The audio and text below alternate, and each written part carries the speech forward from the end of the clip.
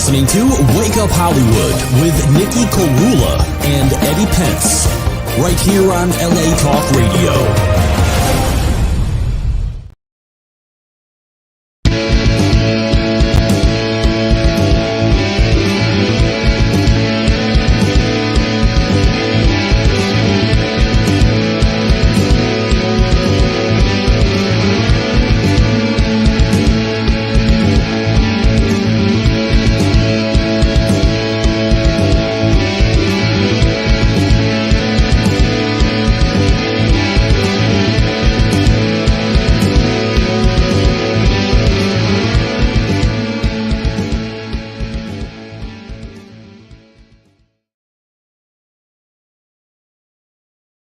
Wake Up Hollywood, this is your host with the most, Nikki Korula. We're going to jump right into this interview.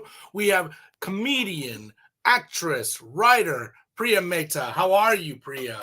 How's it going? Thank you so much for having me. I have to ask, because there's a very famous Mehta, Zubin Mehta. Any relation by chance? You never know. No relation, but again, you never know. I have somehow related. A distant relative. He's a super famous classical conductor. So he's one of the conductors for the Three Tenors concert. So like I came from classical music. So as soon as I saw your last name, I'm like, you never know. You never know. There could be some random connection. So I always have to ask. But you hail from Jersey. You were and this is really interesting to me. You were in the finance world, a very secure career, a very good Indian girl career, and then you said, you know what? I don't want to do this. This is not, and you know what? I love and respect that about you so much because you're a firecracker. You have so much like passion and life and exuberance. So I mean it. And you know what? You're not meant for finance. So, I mean, tell me what that leap was like, because you and I are both from India, and we know how important education and security is for Indian families, especially parents. Tell me what that transition was like, and tell me what was the moment of Zen that made you want to be a full-time artist. Yeah, it's first of all, thank you for that intro. That was amazing. Thank you for hyping me up. Of course. So I was in finance for 10 years, and here's the thing. A part of me from when I was very, very young knew that I was just different and I was meant for more. But at the same time, like obviously being a South Asian, having Indian parents, I wanted to prove to them and to myself that I could do it. So I sucked it up because I was like, you know what, if it's meant to be, it'll happen. But like, I kind of just followed what you're supposed to do. Right. So I got a job in finance, kind of worked my way up, and it was like forecasting, budgeting. It wasn't anything too intense. So I did have a work-life balance where at the same time, while I did it, I started to dive into other things like improv and stand-up comedy and kind of just getting behind a mic in different situations. And I'm kind of glad it worked out because even in my 20s, having a secure job, I got to travel the world and I got to be there for all my friends and family and develop this amazing community of people that are always now going to have my back when it's my time. Like I have those people with real connections. And it was just an interesting process because I feel like you can't just take a blindly jump. Like I started diving into it while I had my finance job. And then I was in Atlanta for a bit. And then I actually moved to LA during COVID while I had a finance job. But then I got furloughed from that during COVID. Crazy. That's all those things are like monumental, huge shifts. And you're like, yeah, and then this happened. And then this tidal wave happened. And yeah, okay, keep going. I'm sorry. No. So during that time, I was like, okay, you know what? Everything happens for a reason. I am going to take a break. And I decided to start my own podcast. And that had been on my mind for a really long time. Right. And I started taking the steps of like, I went to a podcast conference. I learned what it took. I started networking. But I always had this idea. And so I was like, you know what? While I have this time off, let me pour everything into, and I did everything. I created it. I hosted it. I wrote it. I did the social media. I was editing, produced it, all on my own. Which is let's stop for a second, because one of those jobs is enough. You know what I mean? Like one of those is enough to take on and have a lot to just kind of focus on. The fact that you did all of that is ridiculous. I mean, on all levels of that, it's amazing. It's amazing. But it is also ridiculous because it's like you're spending so much time trying to get good at so many things, and it's so difficult. You know what I mean? So hats off to you, because that is just the editing alone. When you said editing, I'm like, oh my God, I have so much respect for you just for that. But all the other things too, it's huge. And here's the thing, I don't think I was a pro at any of those things. It took me longer than usual, but I was like, oh, I'm still going to do it, right? I'm still going to try. But it's interesting because while I had my finance job, I started to get invited to a lot of weddings. And not only that, but like get asked to speak, do skits, dance. And so throughout that, I started learning how to edit mixes and like do voice record, like do voiceovers and put that into a mix. And so when it came to creating my podcast, I was like, oh, cool. There are things that like I kind of know how to do that I did earlier that now skills are coming to use. Well, what's cool is like they're all different skill sets, and you're seeing how they can all be used in one direction. That's huge. That's awesome. That's really cool. Yeah, and so I genuinely enjoyed it. It was like it was short lived. It's not like still my podcast isn't still going on, but I put it out. It was running for like 3 months. I think I put out 9 or 10 episodes. I think it was 9. And it's so funny. I was reading an article that was like the average amount of podcasts fail. People usually put up an average of like 8 to 9, and then it dies. And I was like, cool, I'm part of that. That's me. I made it. But it taught me so much. It taught me how to be comfortable with my own voice. I think it was like a beginning step into like what I'm doing now, where I was interviewing people, I brought people on, you know, I was writing everything out. I learned how to have conversations and like ask questions, you know what I mean? Just like, and be behind a camera and get comfortable with my own voice. Cause that's one thing that took me it's still hard to like even listen to myself or watch myself. Yeah, I call it answering machine syndrome. Cause it's like, as soon as you hear yourself, you're like, what? That's how I sound? That's crazy. You know, cause you hear yourself on your inner ear. So you're not going to hear it in the same way. Yeah, absolutely. And no, it was great. But then here's the thing. So at the end of it, like I think this was beginning of 2021, I got scared and I was like, you know what? Let me take a finance job while doing all of this on the side, and let me try to balance it all because I need money. So I took another finance job, and that was the one that did it for me. Where the day I started, I was like, this was a huge mistake. And so I wrote it out for 6 months, and then I fully quit. This was literally like, I think May of 2021. Quit, and I was like, you know what? I don't really have a plan, but this is just not it. And I will finance in some other way, but I can't be doing this. I can't be behind a desk all day long. I need to be out. Like I said, you're a firecracker. Like you can't put a firecracker behind a desk and think that that's going to make, you know, crazy. Hold on. Sam is saying we're getting static. So I was going to say that. It's getting a little staticky. I'm going to switch to my phone real quick. Give me 2 seconds. Yeah, take your time. This happens because my computer sometimes is on its way out. So give me 2 seconds and I'm going to click on again.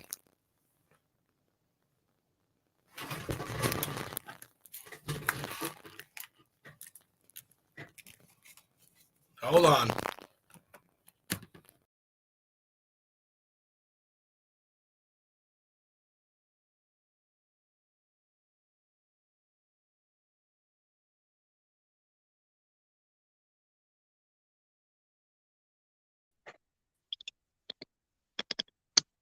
How's that? Is that good? Oh, that's good. That's great. Okay. My computer is like on its way out, but both my phone and my computer are like maxed with sessions. So like it's just anytime it has to do like a simple function, it's like, oh, I don't know if we can do this. So I'm just like trying to hold out until it just like is like it's done. Anyways, back to what you were saying. So you were saying you were doing this job. What's amazing about that is, you know, I know the artist mind like so well. The fact that you stuck with that for 6 months is crazy to me because I don't think I could walk into a cubicle and for 10 minutes, like know that I can. So the amount of patience you had to reserve just to kind of like get through that 6 months. What's amazing is that was like the liftoff point for you. Like, no matter what it is that I'm doing, it's not this. And that sometimes finding what you want out of life means finding what you don't want. So I love that you like took that chance and you kind of you went through that, experience. Now it's like, okay, I'm going to embrace the artistic side, and you got a lot of fire in you. There's no way that a finance job or a cubicle can sustain or even handle who you are. So I love that you took this leap and you were just like, let's do this. What drew you to stand-up comedy? Was it acting first? Was it improv? What kind of like steered you in the direction that you are now? And tell me how that's obviously it's still growing and evolving. So I actually started with improv. I was taking improv classes. I think I took up to like level 3. And with improv, it's interesting because I felt like I wasn't thriving in it. I still was like active on stage and I could be funny, but I like to be rehearsed, right? Like even when I like to write jokes that are going to make you think a little bit or circle back or like everything that's kind of like written out and calculated. I love doing that. But improv gave me good stage exposure, right? I developed a good stage presence. I learned how to work with other people's energies. And so I took that and I was like, okay, I'm glad I did this. And then what was it? I was asked to, around like the time improv was kind of ending, and I was like, what's the next thing? I got asked to roast my cousin at his engagement party. That's awesome. I turned it into this like 10-minute bit. I made it funny and cheesy and creative. And it was in LA at the time, and I was living in Atlanta. And so, and he has a lot of huge circle of friends, a lot of artists. He's an artist himself. And so a lot of people came up to me afterwards and they were like, oh my God, like, what do you do? Do you have a special? Are you on YouTube? What are you doing? And I was, oh, I'm in finance. They were like, you're in finance. And so many people came up to me that I hadn't met them before. And they were like, listen, you need to leave finance. You need to move to LA and you need to start doing stand-up comedy. And I listened to them. I actually took that because I'm like, a lot of us sometimes don't even listen to what other people are actually, the people that don't, right? People that know you are going to be like supportive of this stuff, but the people that don't, I pay attention to that because I'm like, hold on, you don't even like know who I am. But literally the day after that, I Googled stand-up classes Atlanta, and I started taking a stand-up class where every week I would meet. It was a very small class for like 3 hours, and our instructor taught us how to write jokes and just like the basics of like what. Because for me, I'm like, everything you want to learn about, take a class. You have to take a class. Right. That's the Indian way. You're like, I need to be educated on this. But it's also like, as an adult, I think people are scared to try different things and be bad at them at first. And you have to learn that it's okay if you're not going to be the best at it. You don't even have to be the best at anything. You don't have to. No, you have to fail. You have to fail. Actor, you have to just like, again, build from the ground up. And so I took that class, and then at the end, there's like a showcase where you just like do a show and this and that. I actually got sick. I couldn't do it, but there was a show that was around, literally right around the same time, a comedy show happening in Atlanta. And one of my friends was the promoter, and I was like, can I open? Right. Cause I had no experience. I was like, can I just open for the show? And that was my first time. This is like 2019. And I loved it. And it went very well.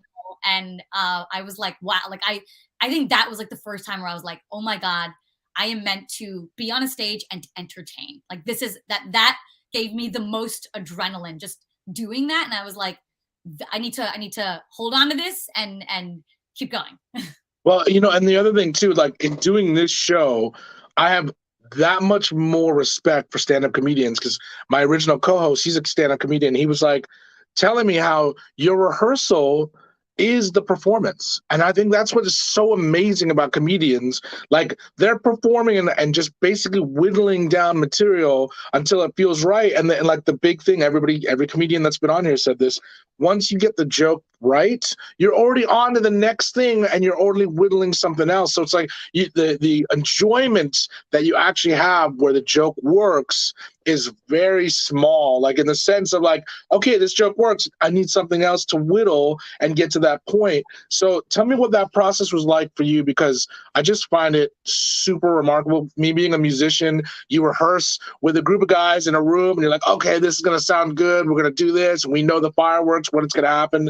But when you perform, as a comedian, you don't really, you can't say, oh, this joke's going to kill. You just have to go up there and just see if it kills. You know what I mean? So tell me what that process is like for you.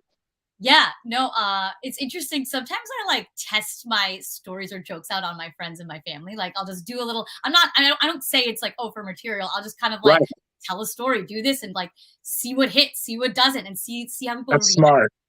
I also, and this was my first time, I sent voice memos to my stand-up comedy instructor at the time to be like, hey, these are like the jokes that I want to make. Like, what do you think? And she kind of helped me even like write them or like write a punchline out. Like she helped me with that. And I was so grateful because again, like it was my first time. So I had no idea. And Right. it was interesting because for me, I think when I get nervous, I talk really, really fast. And at the end of the show, people are like, make sure you pause after every joke because give people like the chance to laugh because you're funny. And I didn't Right. know if anything was funny or not. I just kept going and going so people would laugh, but then they would like miss the beginning of the next joke. But yeah, it turned out very well, but I did have to rehearse a lot. Like for me, it's something that like I have to write it all out Right.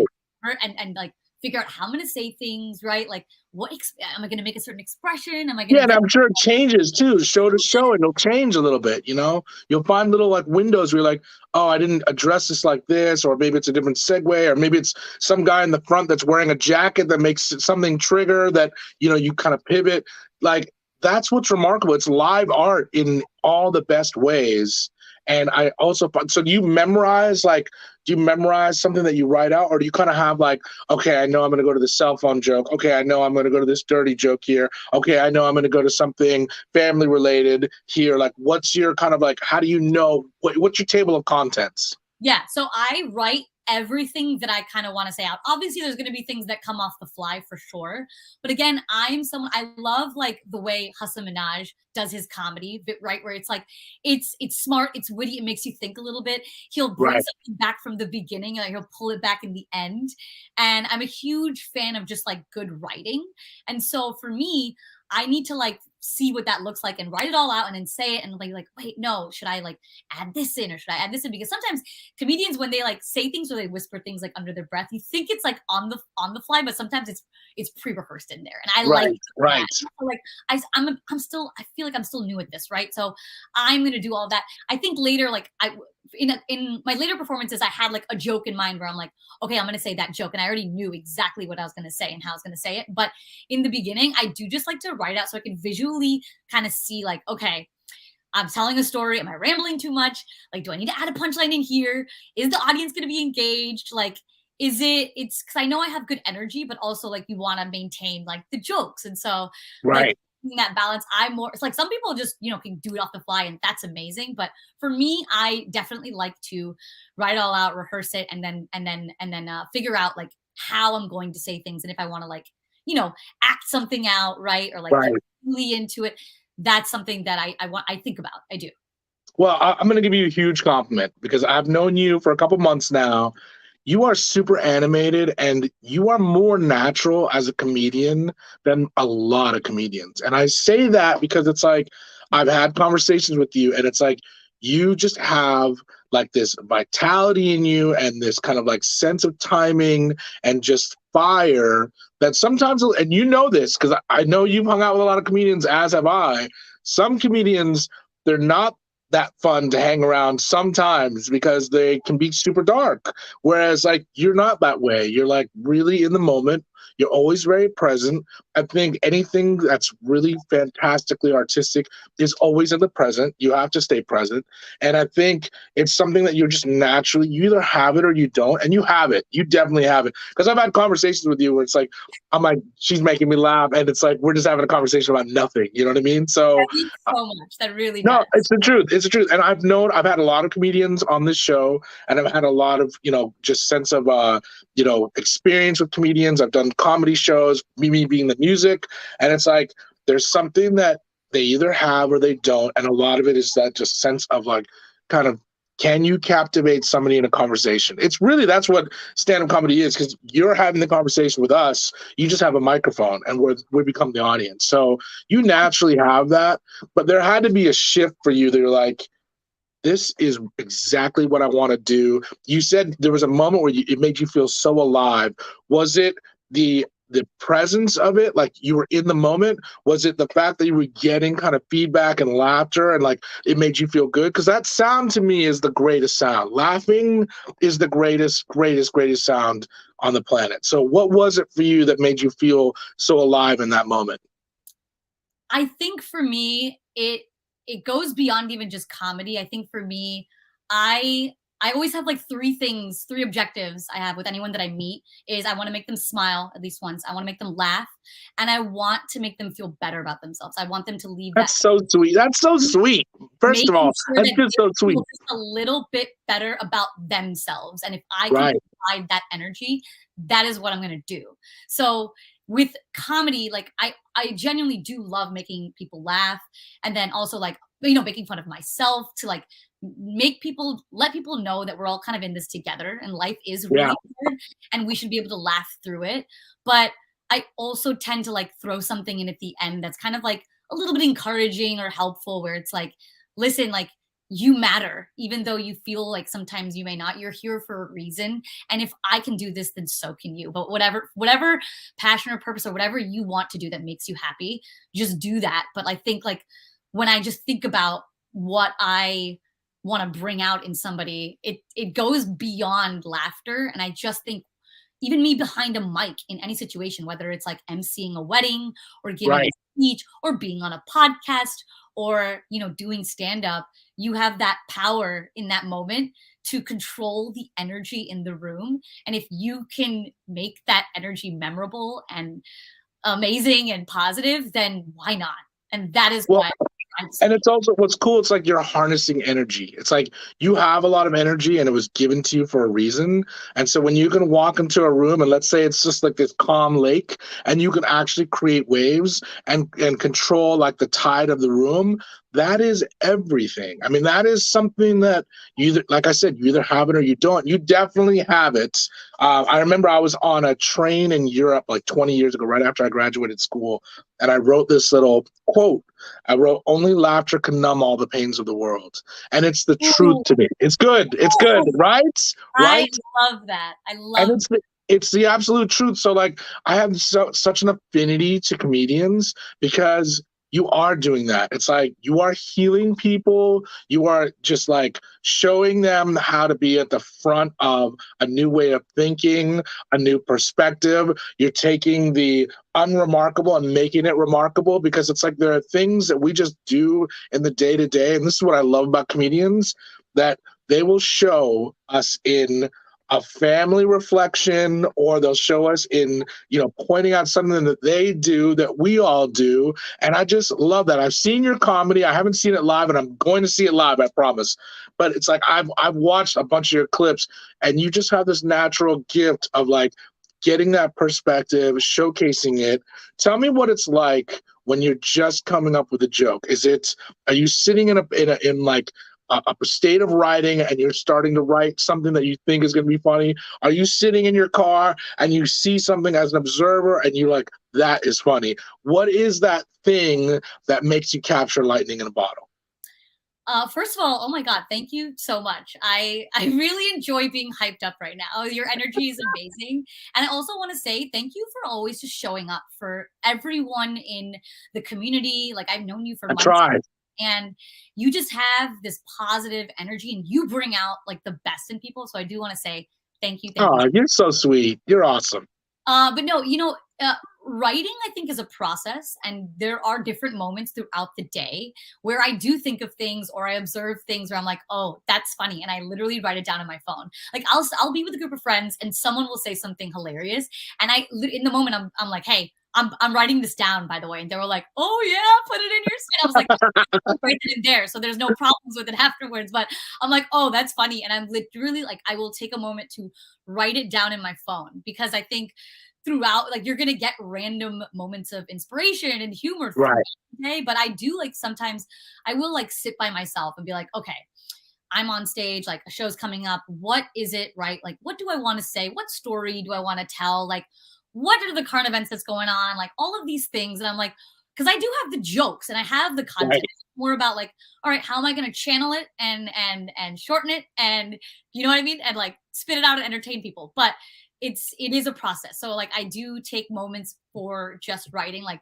by myself, where I'm like, I am rehearsing things, and like I'll literally say Right. something and I'm like, is that funny? I don't know. And then I'll test it out on like my friends. Like I'll send my friends like voice memos of like an embarrassing dating story, right? And I'll see the reactions. If like they're like, oh my God, that was hilarious. Or some people are like, is this gonna be in your stand-up? And I'm like, should it be? And they're like, yes. And I'm like, cool. But That's amazing that you have that you have that group of people that can give you that feedback. Most people don't have that. So it's awesome that you have that kind of like you have that punching bag of like, does this work or does this not? You know what I mean? well, also, I mean, a lot of my friends are married, so I'm like that one single friend that they're like, please entertain us, like tell us all the crazy stories. So I don't know if it's that or if I'm actually funny, no idea, but I do take their input, and I'm lucky that people are like willing to listen because to my like, crazy ass shit, you know. No, you definitely have a lot of comedic energy and timing. And like that's the thing, like a lot of people don't realize musicians and comedians, we're right here because everything's about timing. And it's like when you read timing on that level, when you know like when something's gonna hit, it's an art. Just that alone, it's like knowing when to strike and knowing how to like cultivate that. That is everything. And it's like, you know, what I said earlier about harnessing energy. It takes a mighty soul to captivate a number of souls in a room. You know what I mean? So it's like, first of all, it's courageous. I don't care what anybody says. For anybody to walk up on the stage, I don't care if it's an open mic. I don't care if it's in front of 5 people, in front of 10,000 people. It doesn't matter. I actually tell a lot of people, I'm like, walking into a stage where there's thousands of people, that's easy. It's the walking on stage where there's 7 people and trying to like get into that place where you're like, I need to just deliver no matter what. That is the hardest. You know what I mean? Because like I've played shows where there's thousands of people. And it's like you're like, hello, Milwaukee, and you just hear this. But it's the small shows where you can see everybody's faces where it's different. You know what I mean? So as a comedian, when you're up there and you usually have good rooms, people want to laugh, they want to just have a good time. Do you focus in on certain audience members where you're like, okay, I know something's hitting if this person's laughing, or I know when a room feels a certain way. What's your barometer to kind of like get to that timing place? Because that's what fascinates me about comedians, like knowing the timing of things. Tell me what that's like for you.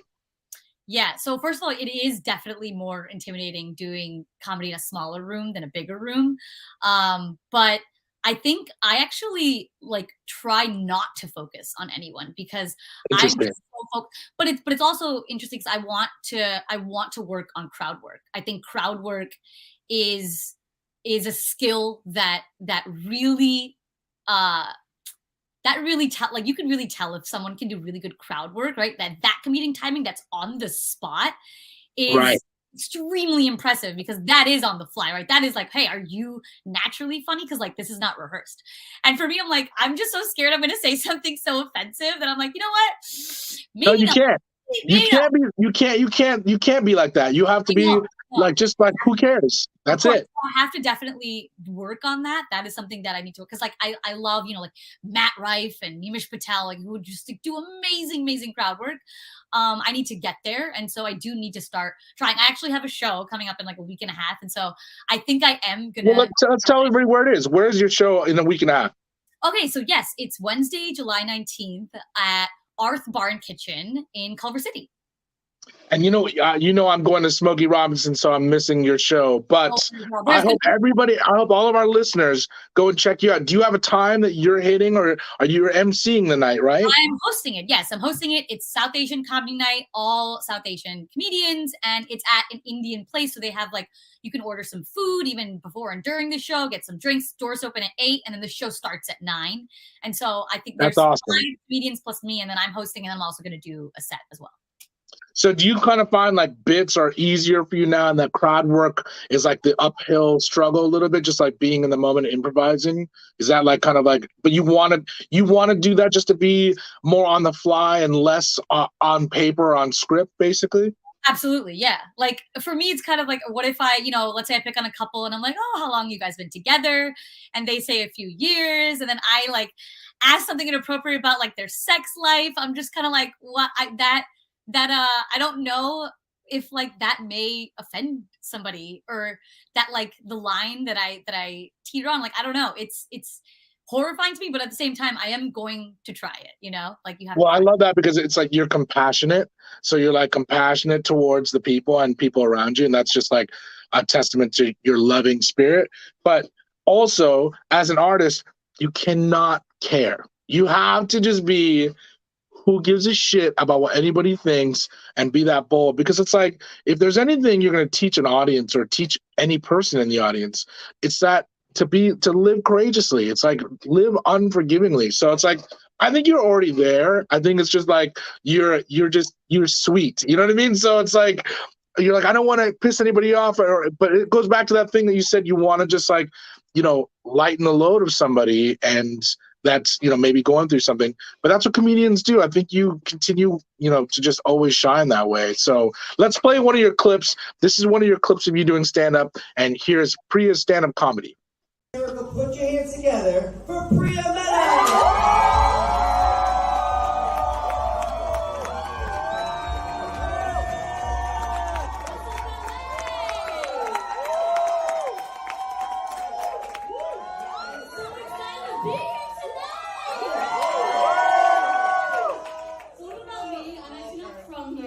Transplants. I'm from Jersey. I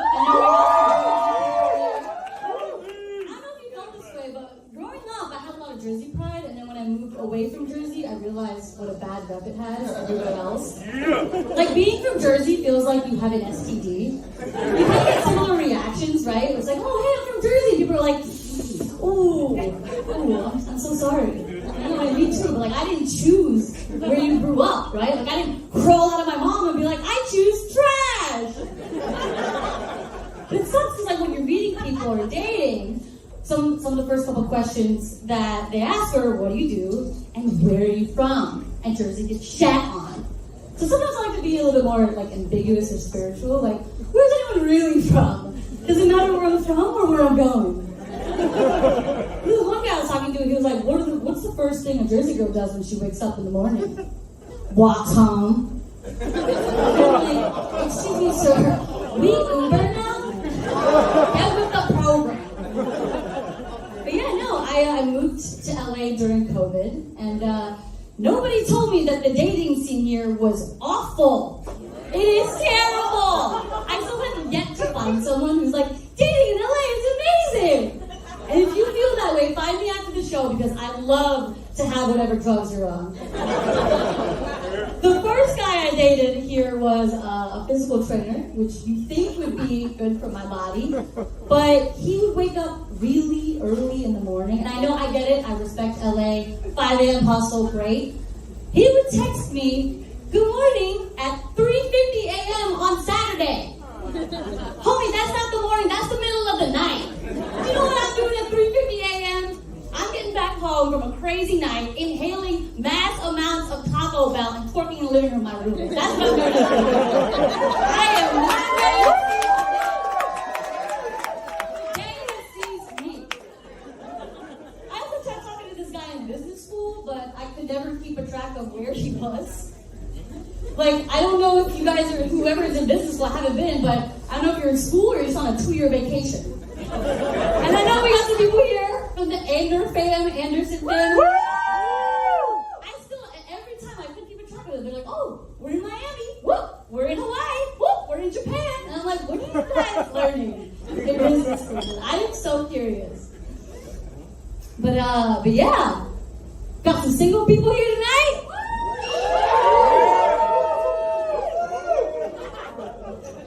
So yeah, I feel for the single people during COVID. I went through a drought sexually for 2 years, which is crazy. I mean, come on, look at me. I'm kind of cute, right? And I was kind of like, well, it's interesting because I didn't realize how common this was until I started talking about it with other people, and all the girls are like, ooh, yeah, me too. Same here, me too. And I totally support the Me Too movement that happened being women. But there should have been a Me Too movement for the girls who weren't being touched at all. Like, nobody was looking after us. There were couples who were too busy trying to figure out if they were going to survive COVID. You got the old people who were scared and hiding.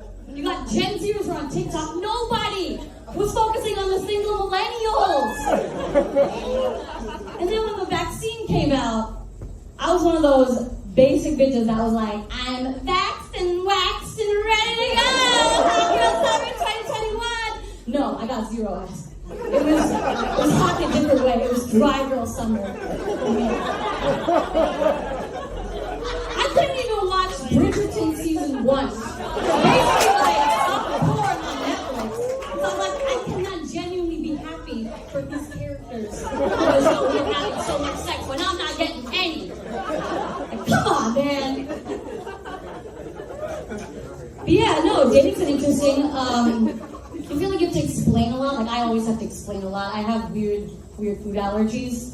So, I'm allergic to raw carrots, apple skin, pine nuts, tree nuts, cherries.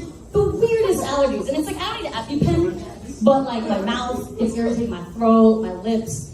And one of my friends, the doctor, was like, oh, no, there's a term for it. It's called oral allergies. You have oral allergies.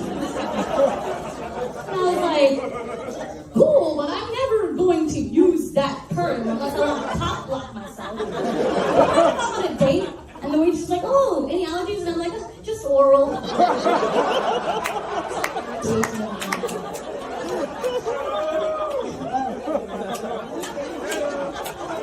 It's almost like to gauge the range of humor, like in a room, like how nasty people are. Like for example, I was talking to one of my friend's moms, and I was like, yeah, Auntie, you know, I can't do walnuts, pecans, or almonds, but I can do peanuts, so I can handle some kind of nut. She laughed so hard, I was like, Auntie, you so nasty, I love it. And her husband's on the side, just like.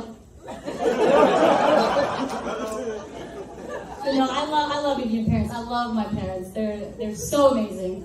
That being said, though, Indian people have 0 filter. They will say whatever they want, whenever they want. And my dad falls into this category. So my dad's a huge foodie. He loves all types of Indian food. But what he does is, wherever we are, whether it be a restaurant or someone's house, he'll grade the meal in front of the chef. Like a savage. He'll be like, oh, this is very good. I enjoyed myself. B-. And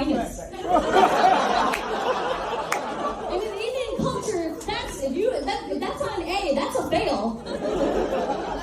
He's like, don't worry, I'm helping them get better. And to be fair, my mom's cooking has gotten better and better throughout the years. I don't know if it's that, or her just angry to be in the kitchen like, I'll show you, B-.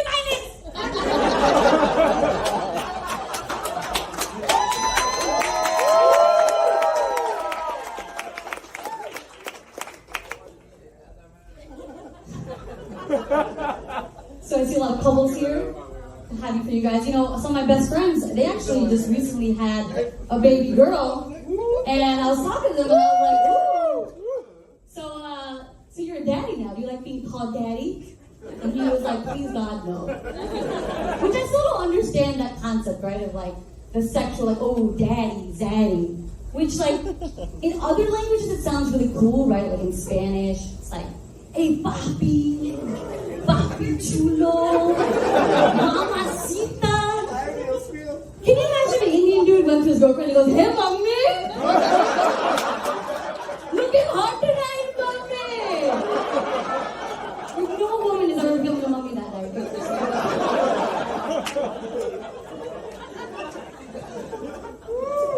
But yeah, no, I just wanted to end on kind of cheesy note, but thank you all so much for coming out and supporting not just me, but all the comedians here tonight. Everyone is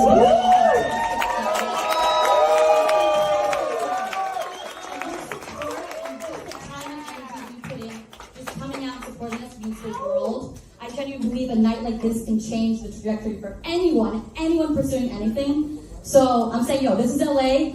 Do what you love. Life is short. Your passions are waiting for your courage to catch up. So thank you guys so much.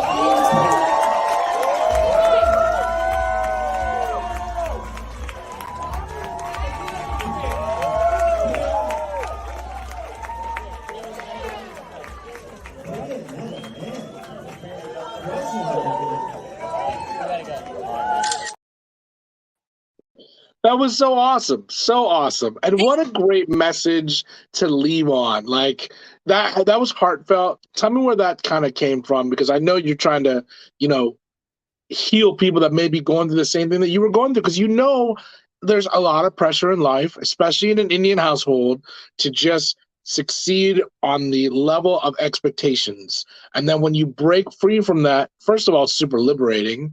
I know this because I remember telling my parents, I don't want to do pre-med. I'm going to do music. By the way, it's not going to be classical music. I'm going to be in a rock band. And they were like, what? So I totally understand that. But tell me where that place comes from that you kind of want to send that message to people. I think this goes back to my podcast, which is called Inhale Courage, Exhale Fear. And it's essentially a empowering podcast where I just encourage people to try different things, because my whole view is like, you never know what you're good at until you just try it at least once. Yes. And I do give my parents a lot of credit. When I was growing up, they had me try everything. I was doing basketball and soccer and softball and tennis and guitar and piano and dance and all of these things. And I don't really feel like I was good at any of those things. Like maybe a little bit of like dance, but still I got better, later on. But I've seen you dance in videos. You can dance. You can definitely boogie. I can, but I think, just in the beginning, like I'm glad I tried those things, but I think I really like that mentality of like, you just never know what you could be good at. It's okay to fail. It's okay to not be good at things, but just give it a shot, because honestly, you never know. And I feel like as I'm discovering all these passions of mine, I want other people to be on this ride with me, because it really is about like digging deep and figuring out what really makes you truly happy and taking the time to actually do that. I don't think people do that. I think they get too wrapped up in what they think they're supposed to be doing in everyday life that they forget to just savor these small little moments and find joy in the small things. And so I got chills. Yeah, I mean, and we live in this like Instagram age where it's like you want everything to be filtered and perfect, and like life is not filtered and perfect. It's like rough around the edges, and it's ugly sometimes, and it hurts sometimes, and it's sometimes going to be beautiful and joyful and full of adventure. And I love that you have that spirit. You must be well traveled, or like there's certain things about your spirit that just lends itself to just being that adventurous. Did you kind of like gain that from doing these things and kind of not being good and then trying something else? Because it's a huge leap to jump from the finance world into being an actress and comedian, and you're doing it. And it's like, I have mad respect for it, because it's like not many people even get the courage to actually do it. They think it, and then they're like, oh yeah, I could do that, but they don't do it. So there's when you walk through the fire and you walk the line, that is to me the truest sense of being an artist. Doesn't matter who's there. It's just the fact that you're out there doing it. And I have so much respect for you for that. So do you think it was because of these experiences that helped shape you to kind of like be willing to try comedy? It was, I think, a combination of everything. But I think for me, I have to give credit to my parents, and especially my dad, who he always knows how to make any situation, find the humor in any situation. Right. And, I've learned that in life, there's always going to be highs and lows, and more lows than highs. And you just have to learn how to manage those lows, right? It's all about the lens that you see everything in, your perspective, your mentality. And so, a lot of it takes work to get there, to be like, whatever life throws at me, everything's going to be okay. And there's always a solution to every problem, but you just have to be willing to work at it and accept yourself for who you are and figure out like, okay, what is it? And if you want to take a different direction, that's okay. But I think throughout this whole journey, all of like the different things and decisions I've done are little steps that I'm taking to whatever it may be in the future, but it's all in alignment with me and myself and my purpose and my passion. And so it could be improv or stand-up or starting a podcast or getting into acting. But I do think eventually everything does come in alignment with what you really want to do. And it's never too late to go on this journey. I feel like, oh my God, your 30s, everything, you should have everything figured out by now. And I literally honestly still feel like I'm just getting started, right? Like I'm brand new, even though I've been doing this, it still seems very new to me. And I do think that it is, again, it is about perspective, and like all the things that I'm doing, Right. even though they are a big deal, I see them still as small steps into whatever the future holds for me, because I have a vision. You have to dream. I have a dream of like, I don't know. Absolutely. And again, it's like, I don't even know what exactly that is. I just see myself on a stage in front of people. I don't know if it's humor. I don't know if it's going to be inspirational. I don't know what it is, but it's like, I see myself just like in the limelight, entertaining behind a camera. And now I'm finally taking steps and trying different things and figuring out what it is that, I want to do and how I want to get there. I think it's all of it. I think all of those things you're great at. And I think, look, one thing I always tell artists, it's like, you're a light. Priya, you're a light. And like, one of the things that happens when you're a light is you're going to be surrounded by darkness. You're going to have things, people, whatever it is, circumstances that are going to be dark and not fun to deal with. And it's testing your light. It's like, the more that you can kind of like get through those moments, the stronger your light is. And like, that's what's going to guide people. That's what's going to be what people kind of look to you for. And I think you kind of have all those things. You can host a wedding and then flip it to being a comedian. And then in that moment also be inspirational. And in that moment, heal people and also just be a comforting presence. I mean, that's all the things. It's like, to me, I think a great artist is really a great person is about just like letting you be the happiest that you can be. And it's like, how you get there, it just has to be that, because then you're not projecting shit on people. You're projecting light because you're shining and you're like believing in whatever you're doing. So you're doing it. You're already walking that you're walking the line. You're doing it. So I think a hard thing is staying true to just always being that beacon of light, which you are. So tell me like what it is when the comedy gives you, as far as, because anything artistic is a therapeutic thing. Like, a lot of people think I play guitar because I just want to be in front of people. It's not that. It's like, guitar gets me through dark times, and I'm sure comedy gets you through dark times, whether it's you're watching it or you're engaging in it or you're actually performing it. So tell me what comedy means to you as an artist in that therapeutic sense. Laughter is the best medicine, and again, I think it's like more about how you can control the energy in the room, create a new energy, and shed light on dark situations. Right. I think comedy challenges me, and I always want to keep challenging myself, which is why like I don't get up on stage as often as I should be. I'm still working at it. That's okay. But I think that, again, getting up in front of people and really feeling the most alive that I could possibly feel helps me build confidence and courage to then keep doing more, right? Because even for me, I tell people it's never about the fame and the followers and all of that, because that all will come, but don't focus on that. Focus on really working on your craft, figuring out what value you can really bring to somebody's life, and just keep doing that, because that is part of the journey. It's all about the journey, not the destination. That'll come. Right. And even in moments of recognition, or when you are performing, they're actually very short if you think about it, right? Like if you're giving a speech, if you're on a show, if you're performing, it's, an hour, 30 minutes, 5 minutes, whatever it is.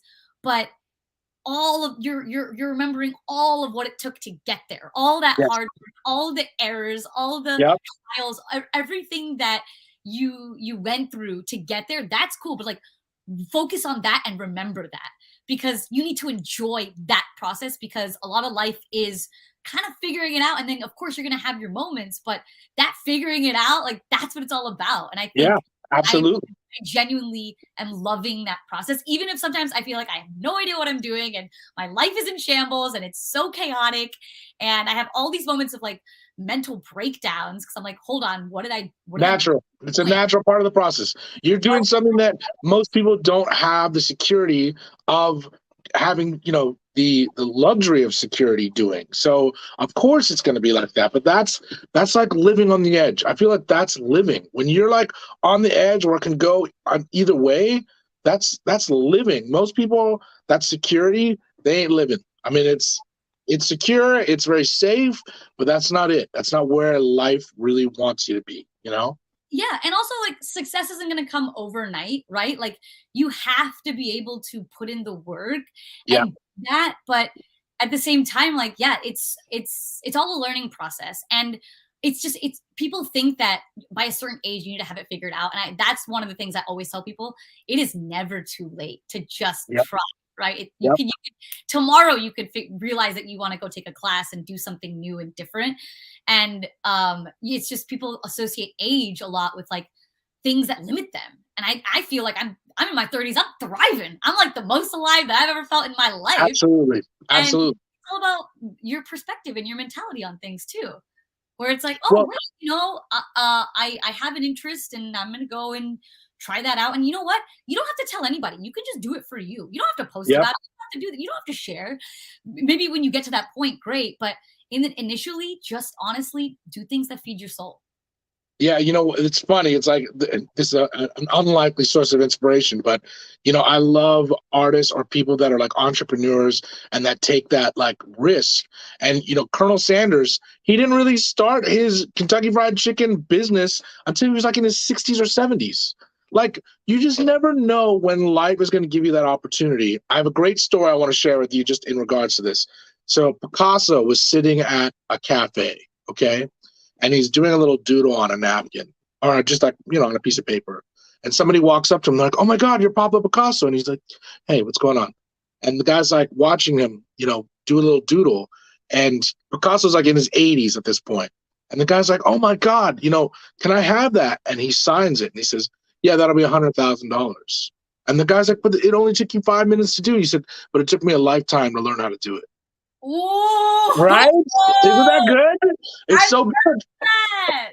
So that's art. It's like, live your life, live your art. Don't worry about any like barometers of what this is or what society wants it to be. You are a light. You are a firecracker. You are great at what you do. I can't wait to see you live. Where can people find you if they want to find your comedy online? So my Instagram is Priya.Mehta.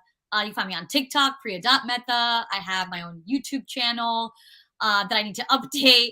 And, that's all right. Do you know what the YouTube channel is? I believe it's PMehta88. Okay. All right. But yeah, no, honestly, I want to say thank you so much for having me on. You're awesome.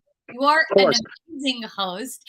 And I do want to say, when I saw you perform for the first time, I think I told you this, but like watching art in its truest form gives me the most joy, and watching people truly enjoy what they're doing. You are having the time of your life on stage. I love it. Thank you.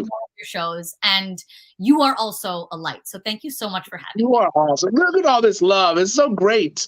You know, it meant a lot to see you there too, because, you know, I was telling Rajiv, it's like, for years, I'd never had a lot of Indians, you know, supporting what I do, and you being an artist and just being Indian too, it meant a lot to see you there. So thank you for being at the Whiskey. It was a monumental show, especially in my 40s. Like, you know, it's like as you get older doing this, it becomes like more of a grind, and it's like, it's just hard. So it meant a lot to see you there. And also tell people again where people can find you at this show that you're doing in Culver City. Give them all the details.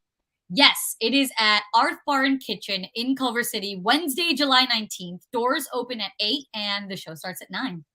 Awesome. Priya, I started this show because I wanted it to be artist on artists and showcase careers. So we're going to actually have you come back in about 9 or 10 months. So just know the whole point of this show is to showcase an artist's career and showcase their life as an artist. And I just want nothing but great things for you. And thank you for being a guest on Wake Up Hollywood. This is just the first of many. Just so you know, we're going to document your career as a comedian, artist, actress, writer extraordinary. Oh, baby. That's because what we do. That's what we do, right? That's what we do. We making moves. That's right. Well, I wish you nothing but the best. I will see you soon at the next entertainment meetup that we have. And check out Priya's comedy on behalf of Sam, myself, and Priya. We wish you all the best. Peace and love, everybody. All right, we out.